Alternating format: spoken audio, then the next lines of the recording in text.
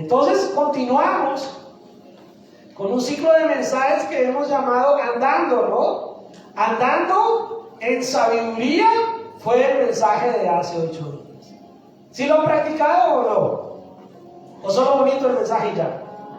No, el mensaje es para que lo practiquemos, para que vivamos el mensaje. Y el mensaje de hoy se llama Andando con plenitud. Una palabra bastante interesante. ¿Qué querrá decir eso? Tal vez para algunos sea una incertidumbre, para otros lo tienen muy claro. Andando con plenitud. Y vamos a ir nuevamente al libro de Colosenses, capítulo 2, y vamos a mirar desde el versículo 1 en adelante. Libro de Colosenses, o carta de Pablo a la iglesia de Colosa, o carta a los colosenses, ¿cómo quiere llamarlo? Usted llámalo como quiera, pero está ahí, Colosenses. Y dice la palabra del Señor: porque quiero que sepáis cuán gran lucha sostengo por vosotros. Pablo les está diciendo a la iglesia de Colosa: tengan la plena seguridad que yo con angustia he estado pensando en ustedes, he estado sufriendo por ustedes, mis hermanos. Dios pone eso en el sentir de sus siervos. Como lo he dicho en sermones anteriores, me encantaría, me parecería genial, fabuloso no ser yo el que dijera esto. Pero no me puedo esperar a que alguien lo diga, tengo que decirlo. Pero yo como pastor que he sido puesto en este lugar, y soy yo como pastor, no es mi esposa, no son mis hijos, soy yo como persona individual delante de Dios que he sido puesto por la gracia del Señor en este lugar. Yo me angustio y sufro espiritualmente por cada uno de ustedes, por los que no están, por los que se han ido, por los que no han regresado, por los que se han apartado, por los que no le caigo bien, por los que les caigo bien. Pero Pablo sabe que el llamado a pensar en la iglesia es un llamado angustiante, porque es doloroso, mis hermanos, saber que cuando yo me paro aquí, yo veo almas sedientas y hambrientas de Dios, pero también veo personas afligidas, necesitadas, confundidas. Y mi responsabilidad es seguir luchando por la fe de cada uno de ustedes. No es mi obra, es la obra de Cristo, pero sí es mi responsabilidad. Y es mi responsabilidad, al igual que Pablo, decirle que quiero que sepan. Pablo les dijo a los de Colosenses: yo quiero que sepan, y yo se los estoy diciendo a ustedes, yo también quiero que sepan, mis hermanos, que yo lucho en mi corazón por cada uno de ustedes. Y dice: por los que están en la Odisea y por todos los que nunca han visto mi rostro. Esa oración que hacemos los domingos a las 10:30 de la mañana es una lucha que usted me acompaña a pelear, me acompaña a luchar por aquellos que no conocemos, por aquellos que tal vez no sabemos quiénes serán y un día van a llegar con nosotros.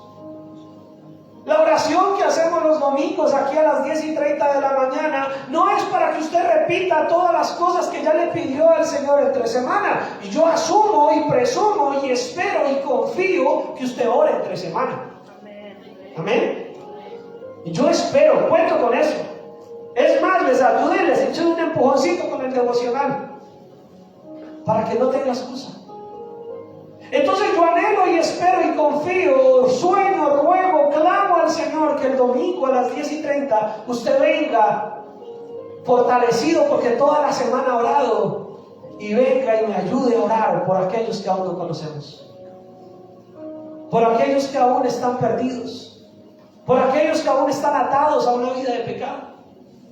Yo ruego y sueño y anhelo que usted venga aquí con un corazón lejos de tener egoísmo, lejos de tener envidia, lejos de tener rencor, lejos de tener cualquiera de esos tipos de cosas que el enemigo quiere poner, y venga con un corazón dadivoso. Usted dice: pastor, pero es que tengo tantos problemas. Renuncie un poco a orar por esos problemas y venga y ore por otros.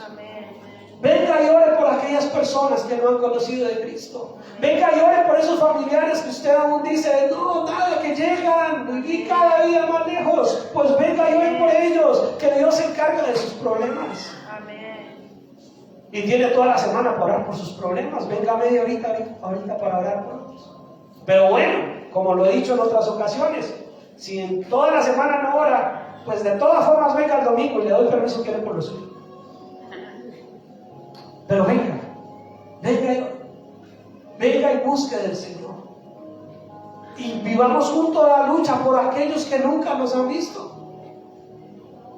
O por aquellos que nunca han visto el rostro del Señor realmente. No se trata de usted, no se trata de mí. Se trata que se encuentren con Cristo. ¿Y para qué? Para que sean consolados sus corazones. Pablo le está diciendo a la iglesia de Colosa: yo lucho, yo me angustio, yo sufro por ustedes porque quiero que sean consolados sus corazones. Quiero que cobren ánimo, quiero que tengan la capacidad, el aliento de seguir adelante.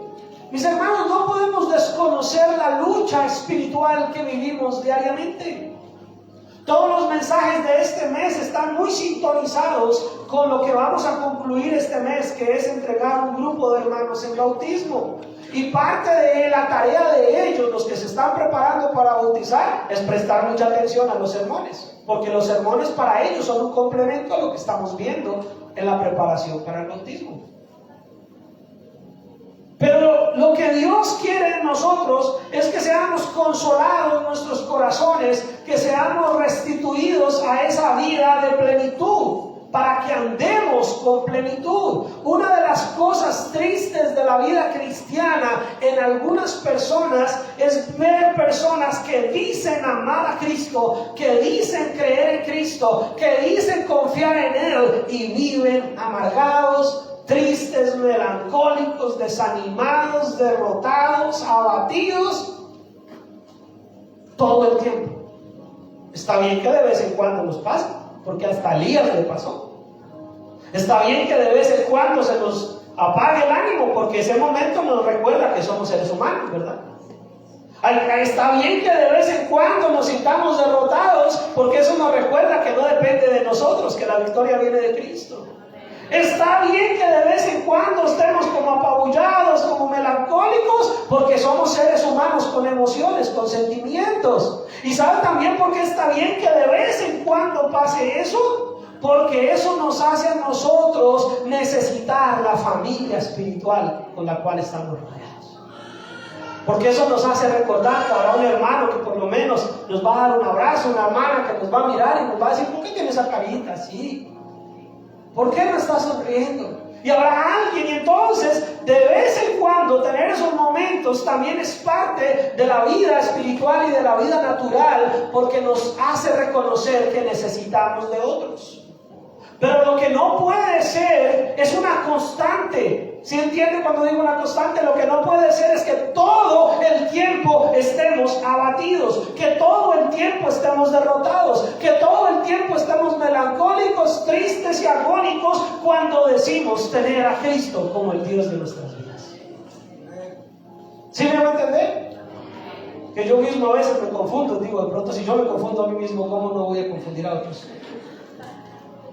Entonces cuando no me entiendan, diga: pastor, ahí sí cantinfló. Pero Dios quiere que usted y yo seamos consolados, que cobremos ánimo y que, dice la palabra, y que estemos como unidos en amor. Que estemos como unidos en amor. Lo dice Pablo en una de sus cartas. Él quiere que el pueblo de Dios, que la iglesia de Dios, y que una iglesia en particular, que era la iglesia de la Odisea, pero ahora para nosotros en la aplicación del mensaje, para nosotros acá en esta iglesia, es que Dios quiere que estemos unidos en amor. Ese es el mensaje de Dios. Porque lo dice su palabra, porque lo dice Pablo a la iglesia de Colosa, y porque ese mensaje trascendió a la iglesia de Colosa. Por eso hace parte de la Biblia, porque era una carta de Pablo a la iglesia de Colosa que fue tan impactante. No sería la única carta que Pablo les escribió a ellos, pero fue la carta que se popularizó, que se masificó, que empezaron a decir: oiga, mire lo que nos escribió Pablo, vaya, léala usted allá en su grupo, vaya, léala allá en su iglesia. Y eso hizo que se convirtiera en un canon de la escritura, que se popularizó, que se volvió una carta leída en muchas iglesias. Hasta el día de hoy la estamos leyendo acá. Y entonces hoy entendemos que es el deseo no solamente de Pablo para la Odisea, sino de Dios para cada iglesia, que estemos consolados en nuestros corazones, que cobremos ánimo, que nos levantemos de la derrota, que nos levantemos de las caras amargadas y cambiar, hermanos. ¿Se acuerdan los que me han escuchado decir, yo estoy en campaña, llevo como 20 años en campaña? De quitar ese estigma de la sociedad que mira al cristiano, pobrecito, ¿cómo le prohíben? Esos pastores, ¿cómo los manipulan? No los dejan tomar, no los dejan bailar, no los dejan, no. Aquí a nadie se le prohíbe nada, ¿verdad? Eso le dije ahorita a los hermanos, yo no les prohíbo, usted haga lo que quiera, usted es libre de hacer lo que quiera, pero ojo, no todo le conviene, ojo, no todo le agrada a Dios. Ojo, no todo te lleva por el camino de salvación. Entonces tenemos que quitar ese estigma del cristiano mirando para abajo y diciendo, ay, si yo pudiera, pero es que el pastor no me deja. Y una cara derrotada, una cara afligida, pareciera que ser cristiano es lo peor que le ha pasado, pero lo quiere porque no se quiere ir al infierno. Pero nosotros tenemos un Cristo que lo dio todo en la cruz, que lo entregó todo. Usted no ha hecho nada por su salvación, Él lo hizo todo. Dios no escatimó a su propio Hijo para salvarte, y te levantó, y te sacó, y te restituyó, y te dio vida, para que tu vida cobre ánimo, para que tu vida tenga esperanza. Antes sí estábamos desesperanzados, antes sí estábamos derrotados, antes sí teníamos motivo para estar cabizbajo porque nos íbamos para condenación eterna, pero hoy estamos en el camino de la vida, hoy estamos en el camino de salvación. Entonces Dios quiere que, como Pablo escribió, todos su corazón sea consolado, cobres ánimo y estés unido en amor. Y dice que hasta alcanzar todas las riquezas del pleno entendimiento, a fin de conocer el misterio de Dios el Padre y de Cristo el misterio. Hay grandes cosas que hay que conocer, hay muchas cosas que hay que aprender, hay mucho que avanzar, pero lo primero que Pablo está colocando es que seamos consolados y que tengamos unidad. Si tenemos consolación en nuestros corazones y si estamos unidos en amor, quiere decir con fuertes lazos de amor, entonces podamos tener la confianza que vamos a poder entender el misterioso plan de Dios que es Cristo mismo. Amén. Y dice, en quien están escondidos todos los tesoros de la sabiduría y del conocimiento. ¿En quién están escondidos todos los tesoros de la sabiduría y del conocimiento? En Cristo Jesús. En Cristo Jesús, se lo repito, en Cristo Jesús.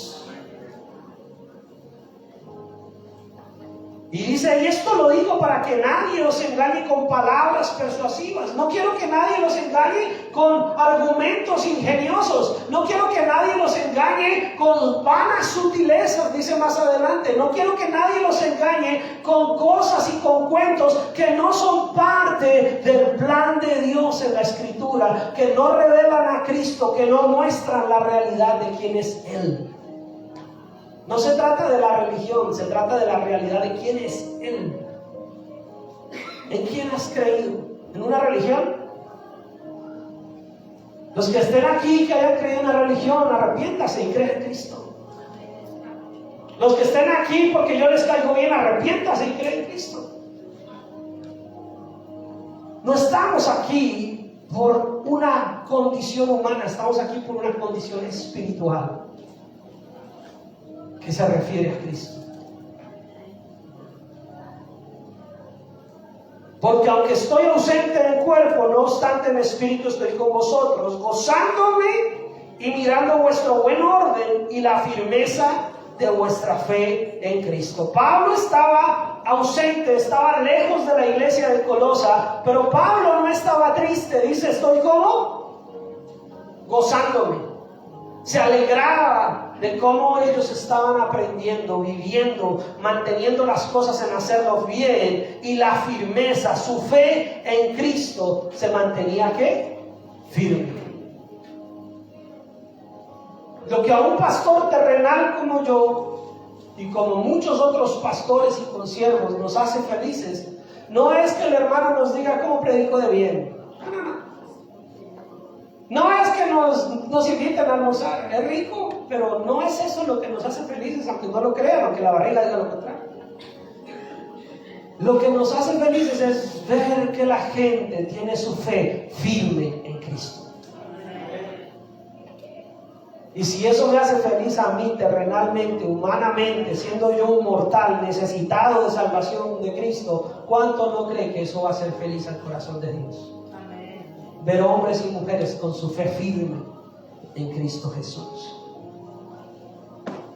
Y entonces dice la palabra del Señor, versículo 6, el que nos estamos aprendiendo, ¿verdad? Ese por tanto quiere decir, entonces, si usted tiene eso claro, ¿qué es lo que tenemos que ser claros para poder leer ese versículo 6 con entendimiento?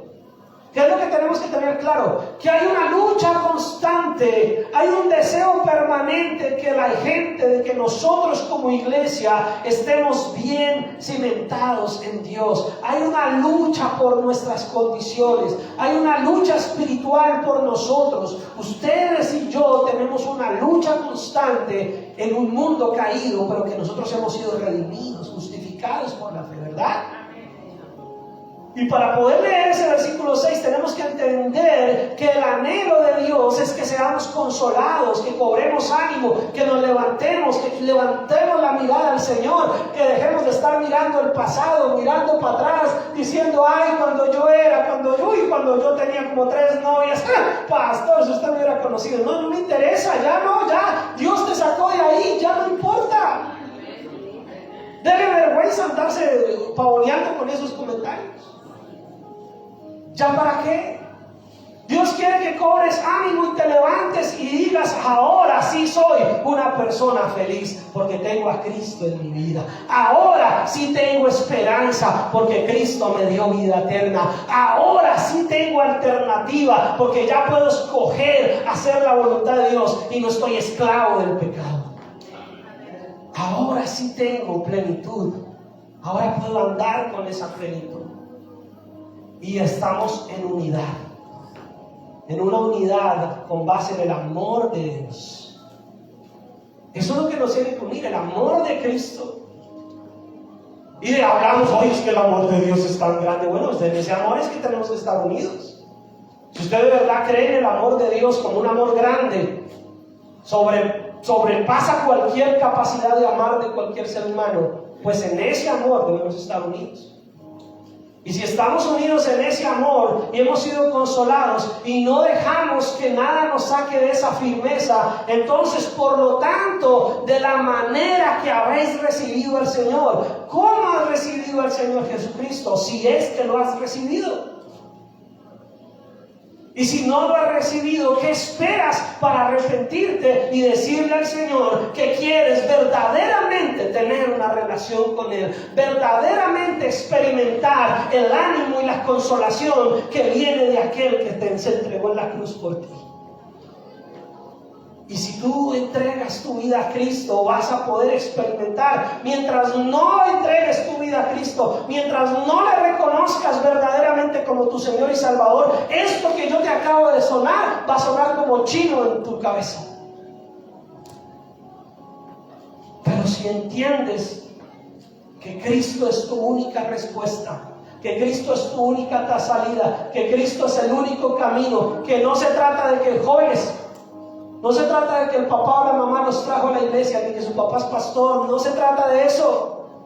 Dios tiene hijos, no nietos. Dios tiene una relación personal con cada uno de nosotros. No es porque nos trajeron a la iglesia, jóvenes, no es porque los obligaron a venir, es porque Cristo te ama y tiene un plan para tu vida que se refugia en Cristo Jesús, y que es Cristo el que te va a dar la capacidad de vivir con una vida con ánimo, con corazones consolados y con una vida en unidad y amor.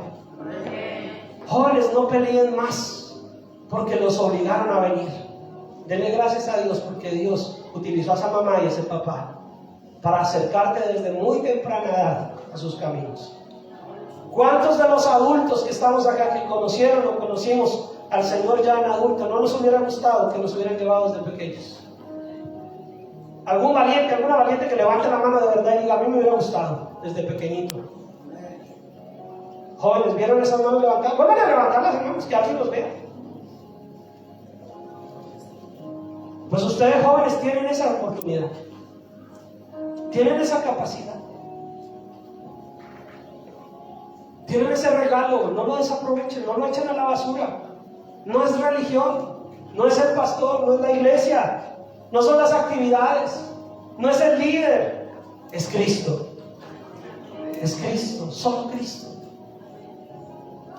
Y entonces cuando hemos entendido eso, entonces de la manera en que has recibido al Señor Jesucristo, sea hoy, sea hace una semana, sea hace un mes, sea hace un año, sea hace 10 años, de la manera como usted ha entendido, cuando dice de la manera como ha recibido, es la manera como usted ha comprendido y ha entendido que estabas perdido, que estábamos perdidos, que estábamos destituidos de la gloria de Dios, que estábamos esclavizados del pecado, condenados a una vida de destrucción, a una vida eterna de destrucción.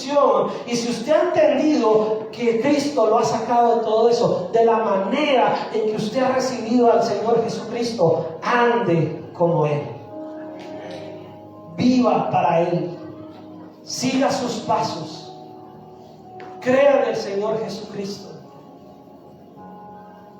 ámelo a Él, sígalo a Él, conózcalo a Él. Y entonces dice: arraigados y sobreedificados en Él. Dos palabras bien complejas, no bien largas. Arraigados y sobreedificados. Arraíguense quiere decir como las raíces cuando se meten bien profundas. Ustedes se han dado cuenta cuando en las cercas, en las mallas, esas maticas que se empiezan a meter y se empiezan a enredar y se empiezan a hacer parte de la malla o de la reja o de la pared o de eso. Después quitar eso es bien cansón, bien complicado, porque aunque la mate le toca empezar a desarmar cada parte que se enredó en la cerca, porque se ha arraigado. Cuando las raíces de un árbol grande, profundo, se han arraigado también, y si tienen que cortarlo, lo cortan, pero quitarle el tronco, la base y quitar la raíz, a veces es hacer un hueco bien grande, porque las raíces se extienden, dañan carreteras, dañan de todo, porque son raíces bien arraigadas. Pues nosotros tenemos que tener nuestras raíces bien arraigadas en Cristo Jesús. En Cristo Jesús, no dije otra cosa. En Cristo Jesús. Arraíguense profundamente y sobreedificados. Quiere decir, sobreedificados quiere decir que usted ya está edificando su vida, pero continúe. Como el que compró un terreno y quiere hacer un edificio de 10 pisos, pero compró el terreno y apenas hizo un piso y ya se arrepintió de seguir construyendo, le dio pereza, se desanimó. Pero el Señor quiere que usted siga construyendo su vida en Él, que usted siga levantándose en Él, que usted siga levantando su fe en Él, que usted siga confiando en Él, que usted siga poniendo cada día un poco más en su vida con base en Cristo, que es la roca, la base de nuestra fe. ¿Sí lo hago entender? Confirmados en la fe, así como habéis sido enseñados, abundando en acciones de gracias. Quiere decir que nuestra fe se fortalezca, nuestra confianza en Él se vaya levantando, y tal como hemos sido enseñados, vivamos agradecidos, abundando en acciones de gracias. Ay, pastor, yo estoy bien agradecido porque me subieron el sueldo. Gloria al Señor, sígalo agradeciendo. Pero cuando se lo baje, no se quede sin trabajo. En cambio, cuando usted está viviendo en acción de gracias por lo que a Dios le ha enseñado, lo que Dios te ha enseñado, nadie te lo va a quitar. Lo que has aprendido a conocer de Cristo, nadie te lo va a quitar. Si tú has aprendido a conocer un Dios fiel, eso nadie te lo quita. Y con trabajo o sin trabajo, con el sueldo alto o con el sueldo bajo, vas a confiar en su provisión. Porque no se ha visto justo desamparado, ni su descendencia que mendigue pan. Eso no es para aprendérselo y decirlo como lorito. Eso es para creerlo y vivirlo. Eso es para confiar en Él. Y claro, pastor, usted ya va a hablar de las ofrendas, de los diezmos, no, pero si usted ofrenda o diezma o da algo en la iglesia, confíe que al Dios que le da la capacidad de ofrendar, no va a dejar que eso le falte para su diario vivir. Dios le va a dar para que usted pueda bendecir y usted siga teniendo para poder mantenerse en su hogar, en su economía. Porque mucha gente no ofrenda y no bendice la iglesia, no porque piensa que el pastor se la robó, porque aquí ya les expliqué que aquí hay tesorería. Sencillamente porque dice, uy, donde yo dé $5 más no puedo pagar el mío. Bueno, organice sus finanzas. Tal vez esos $5 no están en la iglesia. Tal vez esos $5 se le quedaron por ahí comprando cosas innecesarias en el banco. Tal vez esos $5 no están en la iglesia. Tal vez esos $5 están en demasiado McDonald's. Tal vez esos $5 no están en la iglesia, esos $5 están tal vez comprando cosas que no le edifican, que no le ayudan. Entonces, cuando nosotros hemos creído y hemos confiado en las enseñanzas de Jesús, no vivimos una vida miserable pensando, ¿será que esto, será que lo otro? Sino confiamos en las palabras de Jesús. Y para conocer las palabras de Jesús, tienes que leer la palabra y no esperar a cada domingo que yo se la predique, sino todos los días usted ir a la palabra y conocer a Jesús, porque Jesús es personal. Yo conozco al Jesús personal con su relación conmigo, pero mi esposa y mis hijos tienen que tener una relación personal. Ellos no pueden depender de mi relación con Jesús. Ella y él tienen que tener una relación con Jesús aparte. Usted no puede depender de la relación que yo tengo con Jesús como pastor. Usted tiene que tener una relación con Jesús en su diario vivir, en su diario caminar. Y ahí dice la palabra del Señor, entonces enseñados abundando en acciones de gracia. Van a rebosar de gratitud cuando conozcan al Señor. Ayer hablaba con un amigo de a veces cosas que pasan en la vida de uno, de donde uno mira para atrás y dice, ¡ay, Señor, te pasa de bueno! ¿Cómo fue que Dios me puso todo ahí para bendecirme en algo que ni le oré ni le pedí? ¿O cómo Dios estuvo ahí para salvarme, para cuidarme cuando yo estaba hasta necio, en desorden? Y cuando usted empieza a conocer a Dios, cada día va a tener más motivos de gratitud. Cada día va a ver a Dios en todas las áreas de su vida. Pero si no conoce a Dios, va a decir, es que yo soy muy pilo, es que yo soy muy inteligente, es que la suerte mía es tremenda. No, es Dios. Es Dios. Aún tu inteligencia es gracias a Dios. Basta un buen garrotazo y verá que de pronto ya no le duele. Pero si tienes inteligencia es gracias a Dios. Si eres bueno para los negocios es gracias a Dios. Si sabes hacer un arte, trabajar en lo que sea, es gracias a Dios. Y si conoces a Cristo, entonces vas a tener muchos motivos para vivir abundando en acciones de gracias. Y sigue Pablo diciendo, entonces miren que nadie los engañe por medio de filosofías y huecas sutilezas, según las tradiciones de los hombres, conforme a los rudimentos del mundo, y no según Cristo. No permitan que nadie los engañe. No permitan que este mundo lleno de filosofías huecas. Hoy en día estamos viviendo en un mundo lleno de ideologías, que es otra forma de poder cambiar esa palabra de filosofías para entender lo que estamos viviendo hoy en día en el mundo. Hoy hay una cantidad de ideologías y de pensamientos, y nuestros jóvenes, estos jóvenes que ustedes a veces ven y piensan, todavía no entienden. No entienden más de lo que usted cree, hermano. Pregúnteles a ellos y va a aprender mucho de la vida. Pero este mundo está rodeándolos a ellos y bombardeándolos con ideologías huecas, vacías, con sutilezas tontas, con conceptos errados, con una cantidad de cosas que son solamente tradiciones humanas, pensamientos humanos, cosas de este mundo que no les aportan nada. Por eso ellos necesitan conocer a Cristo. Ellos, esos jóvenes que están por ahí, necesitan conocer a Cristo. Y usted como papá y como mamá no puede ser piedra de tropiezo para sus propios hijos. Porque muchas veces nosotros como padres somos la principal piedra de tropiezo. ¿Sabe por qué? Porque no les damos un testimonio coherente de lo que es ser un seguidor de Cristo. Y como ellos no tienen a alguien a quien mirar que realmente ame a Cristo, ¿para dónde miran? Para el mundo y para sus huecas sutilezas, sus filosofías baratas, sus ideologías tontas.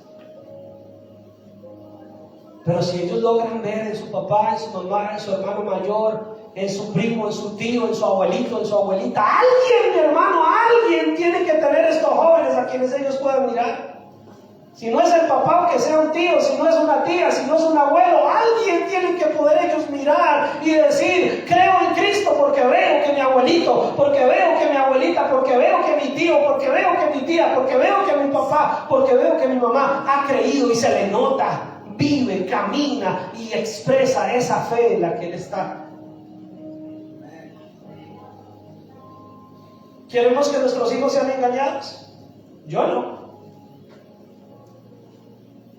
¿Usted quiere que sus hijos, sus hijas sean engañados por este mundo perverso? No nos metamos ni siquiera a hablar de herejías, de cosas. El solo mundo contaminado, dañado, nos puede confundir, nos puede atorpecer.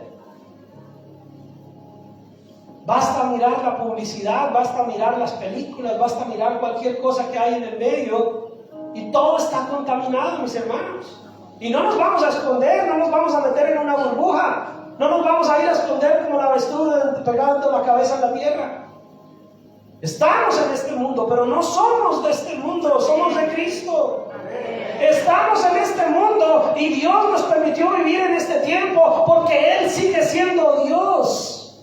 Porque Él no ha dejado de ser Dios, porque el Cristo que sirvió hace 2000 años es el mismo Cristo que sirve hoy. Amén. Y ese mismo Cristo hoy nos da la capacidad de en este mundo como está, ser ejemplo para ellos. Ser testimonio para ellos. Entonces no permitan que nadie los engañe. Porque si usted se deja engañar, papito, mamita, abuelito, abuelita, si usted se deja engañar, ¿qué va a pasar con ellos? Si usted se deja entontecer por ahí por cualquier viento de corriente que no es la que es de Cristo, ¿qué va a pasar con ellos? Y dice que según tradiciones humanas, rudimentos del mundo, pensamientos humanos, poderes espirituales de este mundo, que no sirven, que no aportan. Ay, léame, mijita, ¿qué dice el horóscopo de hoy? Siga así. Y ese es el ejemplo que le da. Siga creyendo en esas cosas. Bueno, tal vez usted era pastor, ¿eso para quién lo dijo? No sé. Si a alguien le cayó no fue directamente porque supe, ¿no? Y si le cayó, sóbese y arrepiéntase. Pero no podemos seguir nosotros tonteando, mis hermanos, cuando el mundo sí no está tonteando. Satanás no está dormido. Los dormidos somos nosotros a veces. Y aquí todavía hay algunos, ¿no? Pero Satanás sigue ahí, con filosofías huecas, con sutilezas, rudimentos, tradiciones, tonterías. Y nosotros detrás de todo eso. Pero dice el versículo 9, porque en Él, ¿en quién? En Cristo, habita corporalmente toda la plenitud de la deidad. En Cristo habita toda la plenitud del Dios Trino, del Dios Padre, del Dios Hijo, del Dios Espíritu Santo. Y dice, y vosotros estáis completos en Él, que es la cabeza de todo principado y potestad. Ustedes también están completos, nosotros estamos completos en Él. Estamos completos en Cristo, mi hermano. ¿Les estoy diciendo algo diferente? ¿Les estoy diciendo algo nuevo? Tal vez para algunos, para otros no. Pero lo que yo le estoy diciendo es que usted está completo en Cristo. Usted lo tiene todo en Él. ¿Según qué? Según el deseo, el corazón de cada uno de nosotros de vivir en la plenitud, andando en plenitud, andando con plenitud en Cristo Jesús. En Él también fuiste circuncidados con circuncisión no hecha a mano, al echar de vosotros el cuerpo pecaminoso carnal en la circuncisión de Cristo. Cristo llevó en nosotros una circuncisión espiritual, no carnal. La circuncisión, como lo he explicado en anteriores mensajes, mis hermanos, que tenía el pueblo judío era una circuncisión hecha de mano en el cuerpo físico, pero la circuncisión que vino a ser Cristo la hizo en nuestros corazones, circuncidando de nosotros el pecado, la maldad, la naturaleza pecaminosa que nos arrastraba, fue quitada de nosotros. Entonces, ahora mantente en esa fe y en esa convicción. Versículo 12 dice: sepultados con Él en el bautismo, en el cual fuiste también resucitados con Él mediante la fe en el poder de Dios que le levantó de los muertos. Mis hermanos que se van a bautizar y los que ya se han bautizado y los que estarán por bautizarse, el bautismo es un símbolo que nos une en términos de que hemos sido sepultados juntamente con Él a una vida de pecado, a una vida de maldad. Por eso, escúchame todos, no se distraigan con los que entran y salen. El bautismo, mis hermanos, es serio y responsable en términos de que si usted ya crucificado juntamente con Cristo, no fue un juego, no fue por ir al lago, no fue por la pileta, no fue por la piscina, no fue por el estanque, no fue por el río, no fue por el paseo, no fue por la comida, fue porque simbolizaste con tu vida que estabas juntamente muerto con Cristo a una vida de pecado. Y que cuando te sales de esa agua, levantas la mirada a Cristo y dices: Señor, ahora estoy resucitado a una vida de bendición. Y si ya diste ese paso de fe, y los que lo van a dar, tienes que mantenerte firme en esa verdad. No fue un juego. Yo por eso doy un curso, porque yo les explico, no estamos jugando a hacer iglesia ni a darnos un chapuzón. Estamos viviendo la vida de Cristo. Y si tú has muerto a una vida de pecado, si ya te bautizaste, si has creído en Cristo Jesús, si le entregaste tu vida así como le has recibido, anda de tal manera, vive de tal manera. No puedes seguir revolcándote en el pecado y diciendo que eres bautizado o bautizada y que eres un seguidor de Cristo, porque no es coherente, no tiene sentido, no es lógico, no es funcional. No te conviene a tu vida espiritual. No te conviene. No te conviene. Y aunque ustedes me estén escuchando y pareciera que estoy enojado, no estoy enojado, mis hermanos. Estoy alegre y gozoso de poderles predicar hoy. Pero con el respeto y la responsabilidad que merece este mensaje, no puedo dejar de decirte que si ya has dado ese paso de fe y de obediencia, no puedes jugar con el mundo. No puedes seguir jugando una vida de pecado, porque estábamos muertos en delitos y pecados, y con Cristo quedamos muertos juntamente a esa vida de pecado y hemos resucitado a una vida nueva, a una naturaleza nueva, a una identidad nueva, a un camino nuevo, a una vida nueva. No puedes seguir siendo el mismo. Una persona que tiene a Cristo no puede seguir siendo la misma. Escúcheme, hermano, hermana, por favor. No se trata de la iglesia, no se trata de la banca, no se trata de mí. Se trata de tu vida, de tu salvación, de tu vida eterna. Si Cristo te ha salvado, si Cristo te ha libertado, ha tenido que haber un cambio en tu vida. Ibas rumbo al infierno y ahora vas rumbo a los brazos de tu Padre. No puedes ser la misma persona. Tiene que haber un cambio notorio en tu vida.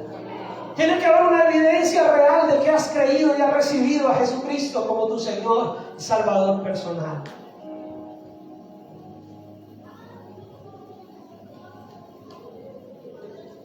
Sepultados con Él en el bautismo, en el cual fuiste también resucitados con Él mediante la fe en el poder de Dios que le levantó de los muertos.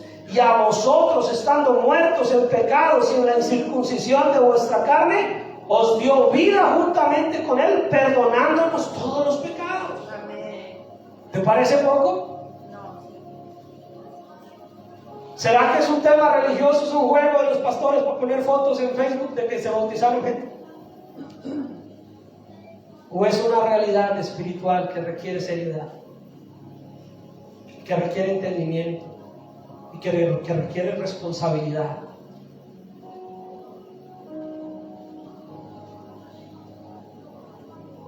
Anulando el acta de los decretos que había contra nosotros, que nos era contraria, quitándola del medio de la cruz, del medio y clavándola en la cruz. Lo voy a leer de la Nueva Traducción Viviente. Dice, entonces, estoy leyendo desde el 13 hasta el 14. Entonces Dios le dio vida con Cristo al perdonar todos nuestros pecados. Él anuló el acta con los cargos que había contra nosotros y la eliminó clavándola en la cruz. De esa manera desarmó a los gobernantes y a las autoridades espirituales, los avergonzó públicamente con su victoria sobre ellos en la cruz. ¿Sabe lo que quiere decir eso? Que lo único que necesitas es creer en Jesús.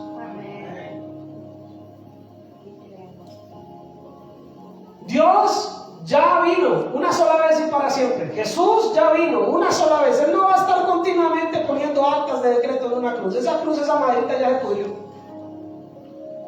Eso no es un juego de hacer en las iglesias actos proféticos y por escribir en un papel y clavarlos en la cruz. No, la cruz de Cristo fue una vez y para siempre y ya se cumplió. Ya el acta de decretos, ya Dios lo hizo por una vez y para siempre por todos nosotros. El punto es hoy, ¿crees o no crees en el Señor Jesucristo?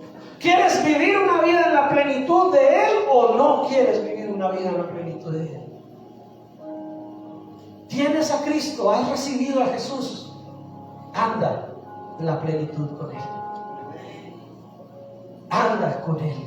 Vive con Él. Piensa en Él. Sueña en Él. Camina con Él. Eso no quiere decir que no vamos a tener vida en términos humanos. Eso quiere decir que no va a tener que trabajar. Eso no quiere decir que no va a poder jugar. Eso no quiere decir que no va a poder tener sueños, anhelos, comprar, vender. Pero todo para la gloria de Dios. Andando con plenitud. Sabiendo que el carro no lo hace más a usted o menos. Sabiendo que la casa no lo hace más a usted menos, sabiendo que el trabajo no lo hace más a usted menos. Es Cristo el que te sacó de una vida de pecado y te hace más para Él, para su gloria. Amén. Por tanto, dice la palabra del Señor, versículo 16, por tanto nadie os juzgue en comida o en bebida, o en cuanto a días de fiesta, luna nueva o días de reposo, todo lo cual es sombra de lo que ha de venir, pero el cuerpo es de Cristo. En la Nueva Traducción Viviente dice, pues esas reglas son solo sombras de la realidad que vendrá, y Cristo mismo es esa realidad, mis hermanos. No se trata de prohibiciones humanas. No se trata que nos volvamos judíos y no comamos cerdo. No. Ya eso no es el punto. No se trata si el día de reposo es el sábado o el domingo. No, ya no, ese no es el punto, porque nuestro reposo es Cristo. Ya no se trata si comemos cerdo o no comemos cerdo, se trata de Cristo. Todo eso solamente era sombra, pero ahora todo se trata de Cristo. Y si vas a comer, come para la gloria de Cristo. Y cuando Él dice beber, no dice bebidas alcohólicas, mis hermanos, trata de juguito, trata de agua. Pero si vas a comer, si vas a celebrar, si vas a escoger un día, si vas a tener plenitud en algo, tenla con Cristo, porque estás viviendo en su voluntad. Amén. Ya no se trata de vivir con rudimentos religiosos, con características religiosas. No se trata de volvernos judíos porque no somos judíos, ¿no? Mexicanos, salvadoreños, de Guatemala, de Honduras, de Nicaragua, de Colombia, ¿de dónde más? ¿Qué me faltó? O sea, judíos no somos.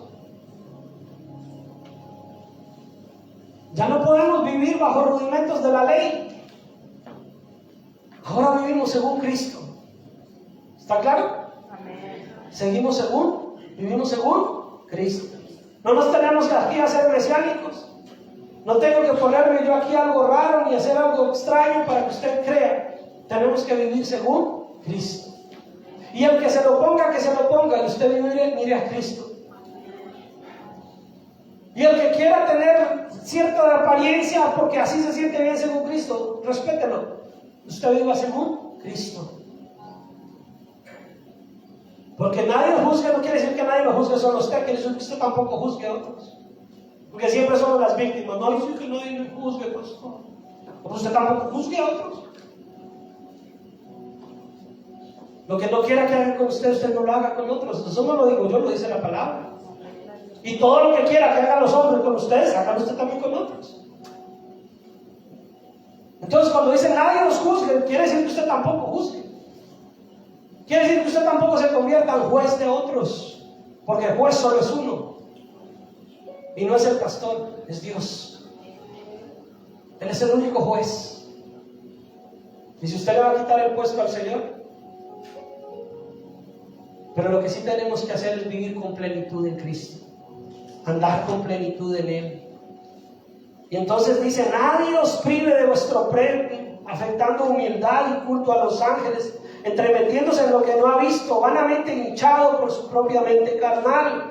No dejen, mis hermanos, que ninguno los condene a aquellos que insisten en una religiosidad, en una religiosa abnegación, dice la Nueva Traducción Viviente. Una religiosa abnegación es un legalismo. Los fariseos en la antigüedad ponían normas, y dice la palabra que ni ellos mismos podían cumplir, pero se las imponían al pueblo. Les imponían cargas que ellos no podían cumplir. Y hoy en día muchas veces queremos vivir una vida religiosa, legalista, pero no según Cristo, sino según los hombres. Y dice: no deje que alguien les dañe eso. Oculto a los ángeles. Es que a ellos se me apareció un ángel, pastor. Yo vi un ángel y ahora entonces vamos a orar a ese ángel. Mentiroso el diablo. Porque el único digno de adoración es Cristo. Los ángeles están al servicio del Señor y Él los pone a nuestro servicio, Él, no nosotros. Y entonces dice en la Nueva Traducción Viviente: no dejen que los condene ninguno de aquellos que insisten en una religiosa abnegación o en el culto a los ángeles, al afirmar que han tenido visiones sobre estas cosas. Su mente pecaminosa los ha llenado de arrogancia, mis hermanos. Y dice aún la palabra del Señor, no lo voy a mandar a la cita, pero los que sean curiosos, búsquela. Dice aún la palabra del Señor, que si alguien viene a predicar un evangelio diferente, aún un ángel tal sea considerado anatema. No hay otro evangelio, no hay otra visión, no hay ángeles dando nuevas visiones, no hay nuevas revelaciones. Hay una sola revelación, y es a través de Cristo Jesús y de su palabra. No hay nada nuevo que usted quiera descubrir, todo ya ha sido hecho. El Señor dijo: consumado es. La obra se completó en la cruz del Calvario. Todo ha sido hecho por Él, en Él y para Él. No hay otro, mi Señor. Así que no se deje engañar. No se deje engañar, mis hermanos. Pero eso incluye cualquier cosa. No se deje engañar de nada. Deben seguir en el amor a Cristo Jesús. Y dice que esas personas, no haciéndose de la cabeza en virtud de quien todo el cuerpo, nutriéndose y uniéndose por las coyunturas y ligamentos, crecen con el crecimiento de Dios.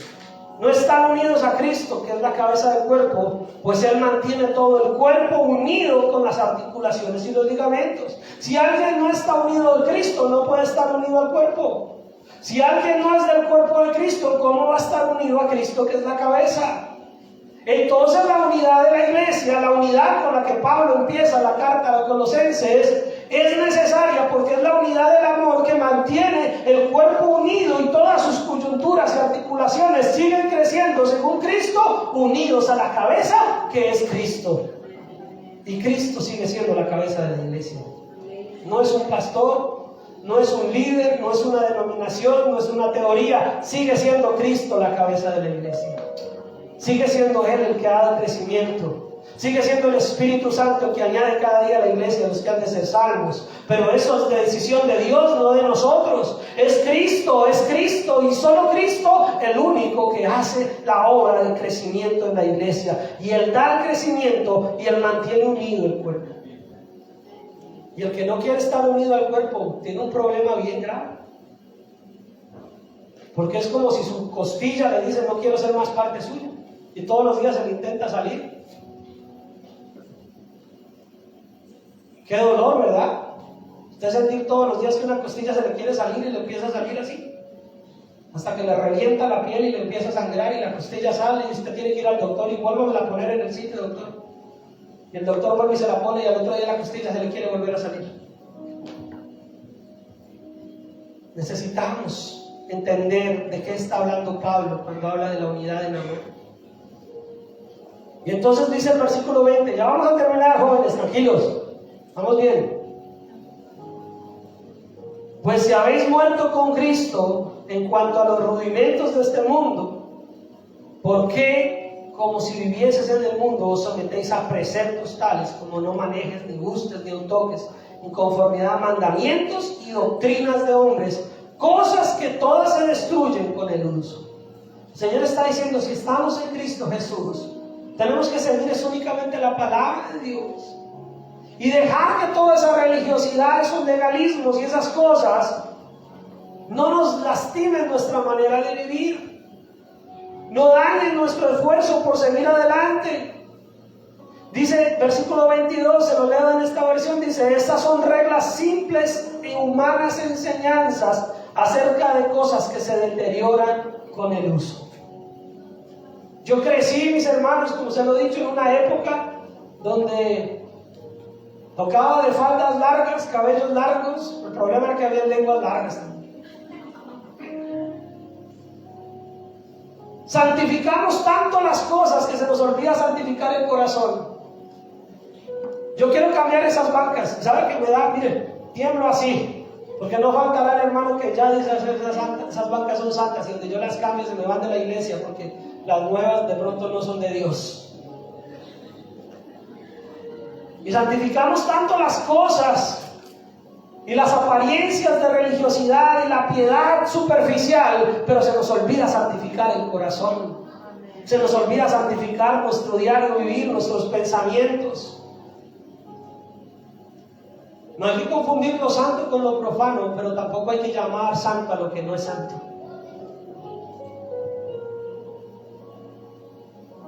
No se trata de vivir una vida religiosa legalista. Se trata de vivir una vida radical, andando con plenitud en Cristo. Y si es Cristo quien dirige tus pasos, Dios no va a dejar que hagas nada que vaya en contra de su voluntad. Y si es Cristo quien te lleva de su mano, porque tú estás ahí, juntado a Él, unido al cuerpo en amor, dando gracias al Señor en todo, Él no te va a llevar por el mal camino, porque Él es el que da el crecimiento.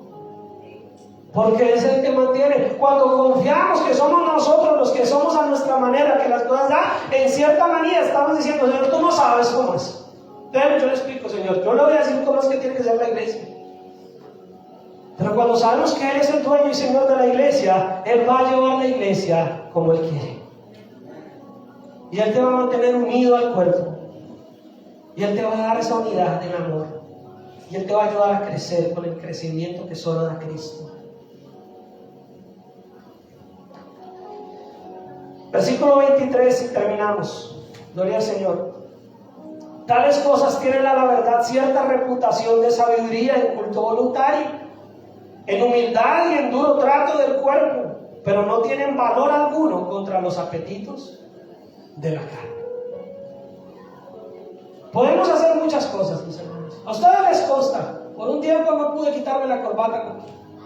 Pensaban que sin la corbata yo predicaba menos santo. Por un tiempo me llegó el pastor va a predicar sin corbata. Ya me conocen 5 años, ya me la pude quitar, ¿verdad?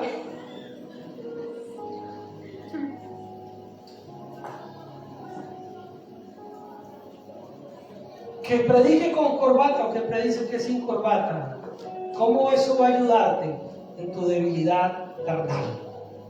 ¿Cómo eso te va a ayudar a pelear tu batalla de la fe? Que vengamos a la iglesia con ciertas actitudes religiosas, de nada te sirve que aquí hagas cosas que no eres capaz de hacer allá afuera. Y si no eres capaz de aquí hacer ciertas cosas como orar, cantar, alabar al Señor, bendecir a tu hermano, ¿qué te garantiza que lo vas a hacer allá afuera?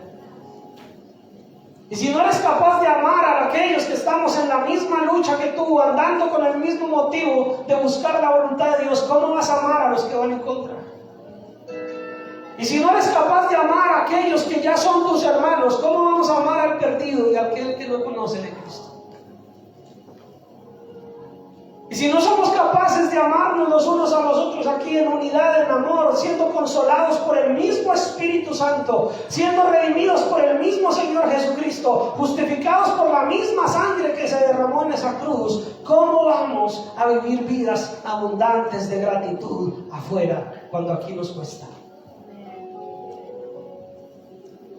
¿Cómo vamos a levantarnos en un mundo lleno de filosofías huecas y sutilezas baratas cuando aquí estamos peleando si esa canción es de Dios o no es de Dios? Si levantar las manos es bueno o es malo. Si el pastor predicó con tenis o sin tenis. Si quitaron el aviso que puso el pastor hace 20 años. Sutilezas. Cosas que se deterioran con el tiempo. Cosas que parecen tener una gran devoción, una religión abnegada, una severa disciplina corporal, pero que no tienen ni ofrecen ninguna ayuda para vencer sus malos deseos, para vencer nuestra carne, los apetitos de nuestra carne. La lucha no es contra sangre y carne, la lucha no es contra corbatas o zapatos. La lucha es espiritual. Nuestra lucha es con un mundo que quiere destruirnos, con Satanás que está dispuesto a llevarse a tantos como pueda con él. Pero Pablo le dice a la iglesia: yo sé que ustedes van a poder, que van a cobrar ánimo, que van a estar unidos en amor. Y yo confío lo mismo de nosotros como iglesia. ¿Será que podemos? ¿Será que nos levantamos en amor? ¿Será que dejamos que sea el Espíritu Santo que nos consuele y que sea la gloria del Señor Jesucristo la que nos direccione? Que Dios escuche su amén. Que Dios escuche mi amor y amén y nos ayude. Y se lo resumo con esto el mensaje de hoy. El que se durmió todo el servicio, por lo menos ponga cuidado estas 3 frases. Andar con plenitud, andando con plenitud, es andar. Andar con plenitud es crecer por la gracia de Cristo, sin competencias o exigencias humanas. Andar con plenitud es vivir con la libertad con que Cristo nos ha hecho libres a través de su Espíritu. Andar con plenitud, y esto es lo más importante. Ahora, si no se aprendieron las 2 anteriores, está bien. Pero esta última, manténgala en su corazón, que es el resumen de Colosenses. Eso no es palabra mía, es una forma de integrar todo. Andar con plenitud es andar con la mirada puesta en Cristo Jesús y su palabra, para cumplirla y obedecerla voluntariamente, con alegría y gratitud. ¿Será que es posible? Yo creo que sí. Porque si Cristo lo pide y lo demanda, Él da. Él pone el querer como el hacer por su buena voluntad. Si Él lo pide, Él da los recursos. Si Él lo exige, Él da las fuerzas.